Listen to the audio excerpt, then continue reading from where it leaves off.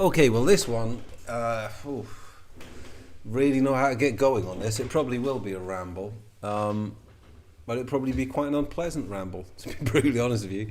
But anyway, this is about Camilla Batmanghelidjh, commander of the British Empire. Now, I'll just invite you to take a look at the photo there and just look at Camilla Batmanghelidjh.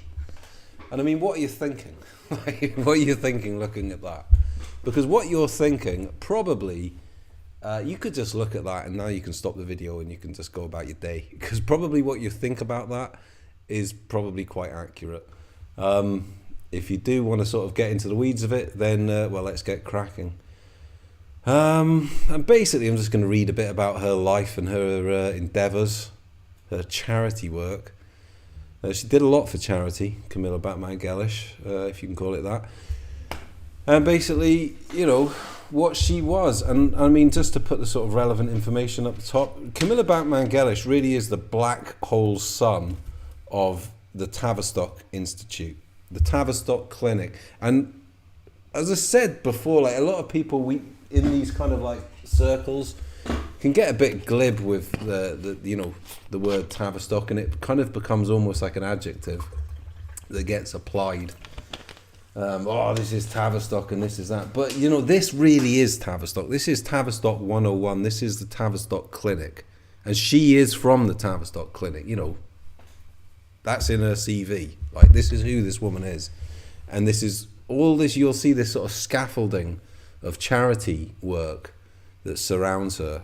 She doesn't look like she needs scaffolding, but, you know, she sort of created this whole web, which is probably a very accurate term to use, of charity. And it was all about children's trauma, and it was all about, basically they put I'll get into it with the reading, but they put like counsellors in primary schools, and it was all feeding back. And I mean, really the nub of it all is this is a Tavistock operation monitoring children's trauma. And you might sort of say, well, there's a lot of traumatized kids and they probably need that. And I mean, maybe to some extent. But I would argue that the likes of Tavistock, they're using this information. It's a data harvest. Now, all that information, it goes to Tavistock. They write reports. The children in question, that information's kept on record. And, you know, that information will then go to the likes of the, intel agencies, the deep state. You know, and if at any point they want to pull on any threads, that will be made available to them. So this is really, it's just genuinely quite disturbing, really. And I mean, there are allegations of sexual abuse from her organisations. And as we'll see, there was what I would regard, having read through this, there was a whitewash. And a fellow honorary title, a Lady Dame Justice Falk, essentially cast out those allegations. And they remain officially unsubstantiated. But I mean, when you look, this is Tavistock. I mean, you look at her, you look at all the sort of, fish that she swam with, as it were. Well, I mean, you can make your own mind up. I'm just going to say that I'm deeply sceptical that those allegations are entirely false. Could be wrong, but anyway, there we go. So, with all that said, we'll just have a read about Camilla Batmanghelidjh. Camilla Batmanghelidjh, CBE. Doesn't actually say when she was born. I don't really care, to be honest. She died on the 1st of January 2024. What a loss to the world that was. Was an Iranian-Belgian author, psychotherapist and charity executive based in the United Kingdom. She was the founder of the charity Kids Company, closed 2015, and Place 2B, charities that worked with marginalised children and young people at risk in inner London, Bristol and Liverpool. Between 1996 and 2015, Batmanghelidjh became a high-profile personality, feted by celebrities and politicians for her work with Kids Company. Yeah, I mean, Prince Charles was a fan, which, he's a fan of a lot of people, that sort of allegations get made about, isn't he? At a certain point, you have to start questioning his judgment.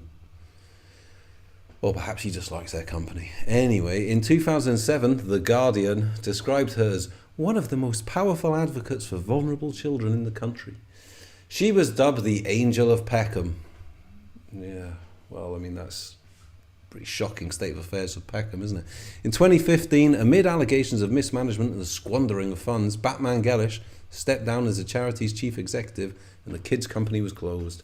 The official receiver's allegations that Batmanghelidjh and 7 kids' company trustees were unfit to hold directorships were dismissed in February 2021 in a High Court judgment delivered by Mrs. Justice Falk. And at this point, we'll just have a little swerve and we'll have a look at Sarah Falk. Dame Sarah Valerie Falk, DBE, PC, don't know what that means, is a British Court of Appeal judge. She was previously a High Court judge and a senior judicial appointments commissioner. And I mean, you know, she during her career at Freshfields, Falk noted she experienced sexism despite being a partner. In an interview, she said during her time she would often be the only female attending meetings, and males in those meetings would demonstrate selective hearing, with a male colleague repeating a point she had made earlier, which would then be treated as a good idea. So, I mean, you know, she's a leftist, sort of feminist, Right Honourable Lady Justice Falk. So, I mean, from that, I mean, maybe they were rude to her, I don't know, I don't care. But I would suggest that she is very much kind of, you know, from the leftist kind of like, you know, wing of the establishment. And so it's interesting that she was you know, the judge that essentially threw out the allegations of child sex abuse of Ms. Batmanghelidjh's organisation. Anyway, I'll continue. The 20th of August 2015, the Charity Commission launched a statutory inquiry into keeping kids company. I mean, you know, he set up an organisation called Keeping Kids Company. I mean, Jesus. However, this was placed on hold pending the outcome of the High Court judgment, which, you know, turned out to be a whitewash. And I mean, you know, it goes on, really. I mean, let's just get into the early life. Camilla Batmanghelidjh was born in Tehran, Iran, in 1963, the third of 4 children to Feridun Batmanghelidjh, a doctor, and his wife Lucille, a Belgian national. Her parents met and married in London, her father studying at St Mary's Hospital, before returning to Tehran. And her education, so she was attended, I mean, this is where we get the Tavistock first crop up. Batmanghelidjh attended Sherborne School for Girls, a private school in Dorset. It's a boarding school, so she probably attended. 90% of them lived on campus. There you go. Private school in Dorset and the University of Warwick, where she received a first-class degree in theatre and dramatic arts. She trained as a psychotherapist at the London campus of Antioch University and the Tavistock Clinic. So there you go. So she's a trained psychotherapist of the Tavistock Clinic. So she really does come right from the root, as it were. At the age of 25, she was employed as a part-time psychotherapist in a project in lucky old Camberwell, South London, funded by Children in Need. There you go, old Pudsey Bear. Children in Need, you know, with a Pudsey Bear with a one-eyed symbolism, you know. Well, he's got an eye patch. Oh, no, it's just because he's a bit scruffy. Or is it one-eyed symbolism to show you that it's a Masonic deep state organisation? Make your own mind up. She also assigned NSPCC, Child Protection and Family Service teams. Batmanghelidjh wrote 3 books: Shattered Lives, Children Who Live with Courage and Dignity, Mind the Child, and Kids, Child Protection in Britain, The Truth. And I mean, you know, I can just read through all this, but at a certain point, you know, you can go and do that yourself, really, if you're interested. But I mean, as I say, this is just absolute, you know, it's the dark sort of, you know, the heart of darkness of Tavistock, quite frankly. And as I say, these organisations, her whole life seems to be setting up, you know, these kind of organisations which feed back on child trauma. And, you know, and it all goes via Tavistock, you know. I mean, I'll just read a little bit about Kids Company, because this seems the main one. She was also operating in Southwark, the Southwark Urban Academy in South London. I mean, you know, the Place to Be was her first one.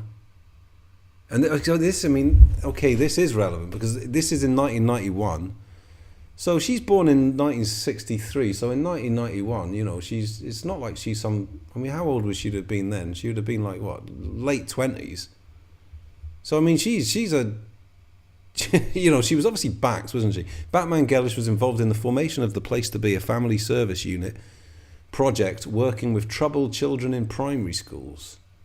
She worked at the unit for 3 years, followed by 2 years when it had been established as Place to Be. That's with a 2, got a bit jazzy there. During that time, she wrote a manual for groundbreaking therapeutic ideas. Yeah, this is quite scary. Subsequently, several charitable trusts funded the project. Yeah. And I wonder if any of these charitable trusts, you know, I wonder if they've, you know, have links to Tavistock, amongst other people. Batmanghelidjh resigned from the project in 1996 to set up the new venture kids company. So, I mean, she's feeding back on troubled children in primary schools. As I said earlier, it's all about monitoring and it's all about data. And this is like hardcore behavioral psychologists analysing these kids' trauma. And they're not doing it out of the goodness of their heart, I would suggest. And I mean, I don't know what to do with this really, if I'm just going to keep on reading, but you know, maybe I'll just read through it, and if there's relevant points, and you know, I'll provide a link and you can go and read on if you want. But I mean, this is just horrendous. Batmanghelidjh curated exhibitions exploring child trauma at the Tate Modern. I mean, that is a level of hell I really can't speculate about, you know. Imagine attending that. Batmanghelidjh curated exhibition exploring child trauma at the Tate Modern. And the Saatchi Gallery. The Saatchis, they're a very interesting family. And the Royal Academy. In 2012, the arts company was honoured by the Royal Society for Public Health. Quote, innovative and outstanding contributions to the field of arts and health practice with children and young people. I mean, as I say, like, you know, you can just blather through this, but it really is, this is just the British, you know, Tavistockian deep state, and they're kind of at the root of everything. It is like an octopus, you know, which is what, you know, one of their symbols, isn't it? But they have they have their fingers in every pie conceivable. You know, probably best not to stretch that analogy further. But anyway, Deborah Orr, in an interview with Batmanghelidjh, reported in 2012 that 15 independent evaluations. I mean, whatever. I mean, there is some relevant information which I probably shouldn't skip over. So if you just bear with me, I will try and have a look for it. Because they were under investigation in 2015, and then Lady Dame Falk stepped in and cast those allegations asunder.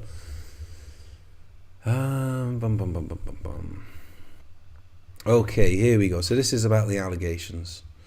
2015, it was first reported that Kids Company was in significant financial difficulty due to unsubstantiated allegations.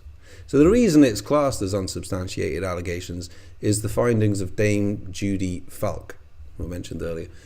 Kids Company received a £3 million government grant in July of that year, but within 10 minutes of the money transfer, allegations of sexual abuse emerged via Newsnight. The programme broadcast the allegations before the outcome of any police investigation, and the report led funders to withdraw grants.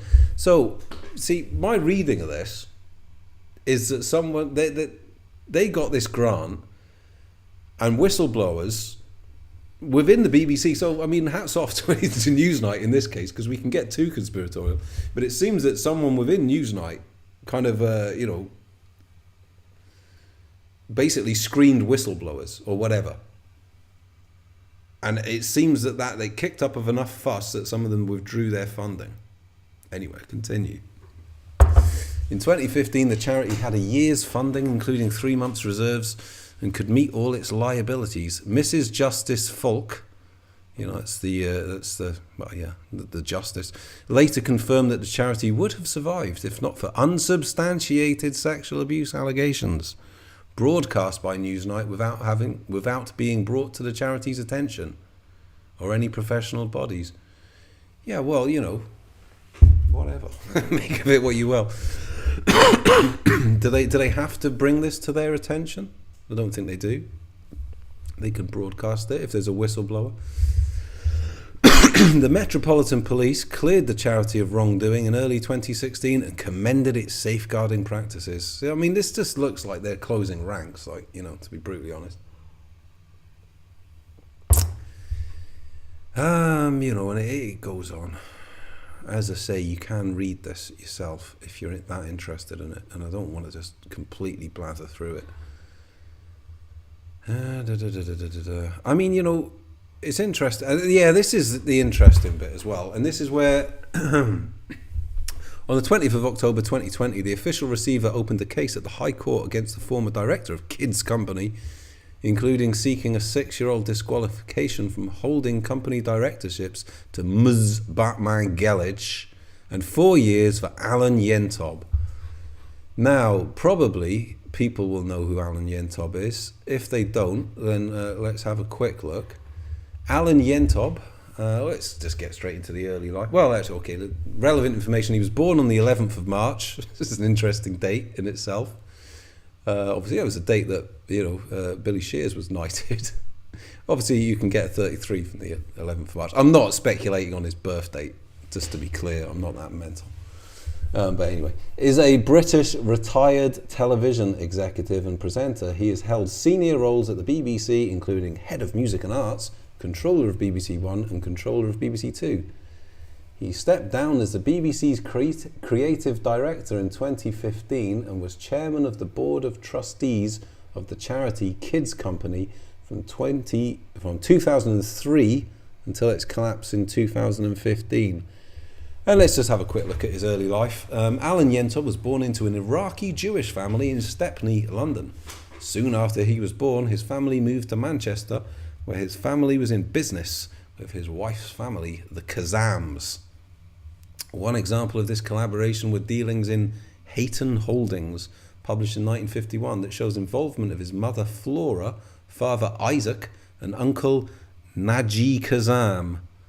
Together they were involved in the UK with various other textile manufacturers plus wholesalers such as Spencer Turner and Boldero and Jeremiah Rotherham and Co. The families also had dealings in South Africa with their holding company Anglo-African Investments. Not sure how Anglo it was. The public companies were eventually shed and a few consolidated into Dewhurst Dent, in which Alan Yentob still owns a 10% share. He grew up in Didsbury, a suburb of Manchester, and returned to London with his family when he was 12 to live in a flat on Park Lane. He was a boarder at the independent King's Ely School in Cambridge. Yeah, blah, blah, blah. Not that interesting. Okay. So, I mean, Alan Yentob was, as I say, he was a trustee for 15 years. 12 years, 2013 to 2015. I mean, that's heartwarming, isn't it? An Iraqi and an Iranian working together, really does warm the cockles of your heart there. I mean, he's not just an Iranian, is he? But, an Iraqi. Anyway. So this is in Justice Falk, Dame Justice Falk, in what I would read to be a whitewash. This is in her summary. Mrs. Justice Falk in the High Court said, most charities would, I think, be delighted to have available to them individuals and with the abilities and experience that the trustees in this case possess. It is vital that the actions of public bodies do not have the effect of dissuading able and experienced individuals from becoming remaining charity trustees. The judge spoke of Batmanghelidjh's enormous dedication that she showed to vulnerable young people over many years and her achievements, adding, it would be unfortunate if the events... I mean, why can't they quote this correctly? It would be unfortunate if the events, the focus of this decision, were allowed to eclipse those achievements. Basically, it would be unfortunate if these events were to eclipse those wondrous achievements she did monitoring on child trauma for the Tavistock Clinic. Okay. Death. Batmanghelidjh died on the 1st of January 2024. Yeah, I mean, we're all still rolling with that punch, aren't we? The Guardian reported that she died peacefully on New Year's Day, having celebrated her birthday with family and friends. there you go. And I mean, that's basically it. We'll have a quick look at her awards and honours. In 2009, Batmanghelidjh was named Businesswoman of the Year in the Dodson Scottish Widows Woman Public Life Awards. A New Statesman's Readers Poll awarded her the title Person of the Year in 2006. Again, this is a charity. This is someone who sort of like lived in this kind of web of charity, the same way that Savile did. And, as I say, was feeding back about trauma to the likes of Tavistock, monitoring. I mean, it's just awful. Anyway, but she's the Person of the Year in 2006. She also received Ernst & Young Social Entrepreneur of the Year 2005, Third Sector's magazine's Most Admired CEO, and the Centre for Social Justice's Lifetime Achievement Award in 2009. I mean, that's something we can all dream of, isn't it? Batmanghelidjh was awarded honorary degrees and doctorates by several universities, including York St John University, the Open University, Brunel University, London South Bank, University of Warwick, Nottingham Trent University. In 2006, she was conferred with an honorary fellowship of Goldsmiths, University of London. In January 2009, this is nice, bringing it back to where she all began, she was awarded an honorary degree by the Tavistock and Portman NHS Trust in conjunction with the University of East London for, quote, significant achievements for children and young people living in poverty. In February 2013, she was named one of the 100 most powerful women in the UK by Women's Hour on BBC Radio 4. And she was awarded an honorary Commander of the Order of the British Empire for services to children and young people. In September 2014, she became an honorary fellow of the UCL. Well, there you go. I mean, there's a section here. Let's just skim through this. Maybe this is vaguely interesting. Television, film and media. Batmanghelidjh was the subject of Ruby Wax Gets Streetwise, a documentary film about her charity work with Kids Company. I mean, that might be quite interesting to dig that out. I mean, I'm not sure the possibilities of doing it, but presented by Ruby Wax, directed by Michael Voldman. Interesting name. The film was broadcast on the 15th of March 2000 by BBC Two. In 2002, she was interviewed by Fergal Keane for Taking a Stand, a radio documentary exploring her work as an advocate for society's most antisocial, violent and disruptive children. The 30-minute documentary was first broadcast on the 15th of January 2020. Okay, whatever. Channel 4 series Second Chance featured Batmanghelidjh's work at Kids Company with children who had been labelled unteachable. So as I say, it's just like, it just shows you her career is just monitoring on these poor kids. Batmanghelidjh's work with Kids Company was the subject of Tough Kids, Tough Love, a film by Lynn Alloway, first broadcast. Alloway made a second film at Batmanghelidjh's invitation during the summer of 2015, which unwittingly captured the collapse of the Kids Company. Well, again, I don't know if that's available. Maybe that's kind of interesting. Sam Wollaston, writing in The Guardian, described it as like an invitation on the evening of 14th of April 1912 to the bridge of the Titanic. Yeah, the film was broadcast as Camilla's Kids Company. Oh, well, there you go. Maybe that's something to look at. Maybe I can come and find those and I can put some clips together. If it's worth it. I don't know. Anyway, well, there you go. As I say, this has been a ramble. It has been possibly not the most succinct, but hopefully it may give you an idea, on Tavistock and how they actually operate. Because as I say, a lot of time people do get a little bit frivolous with the word Tavistock. Well, this is the real deal Tavistock, and this is what they do. And an individual like Batmanghelidjh, it sums it all up. And as I say, she's no longer with us, and I'm not convinced the world has really lost that much in that event. Anyway, there you go. If you got to the end, hats off.